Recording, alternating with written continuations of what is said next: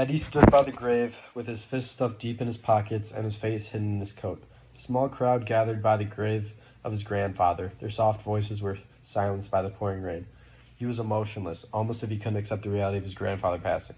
Grandpa had been the last of the family who actually understood him.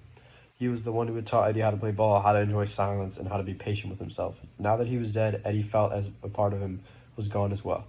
As the coffin went into the ground, Eddie's mother turned to him. Her face was streaking with tears, and she wrapped her arms around him. For a moment, Eddie felt the weight of his family fall upon him.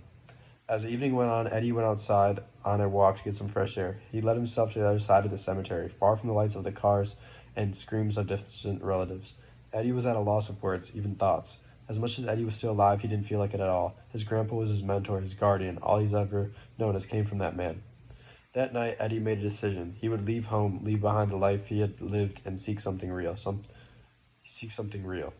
The next day, he packed his suitcase, threw his guitar over his shoulder and some of his own belongings over his other shoulder, and left without saying a word.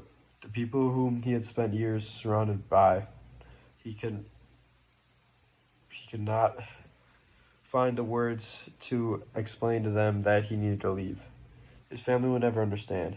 They would make him stay, make him keep going, make him do what they wanted him to do. But Eddie could not do that, not any longer. He needed to discover himself. Days later, Eddie rode on a bus traveling north out of the city towards the Pacific Northwest. He had no clue as to why he was going there, but just needed to escape.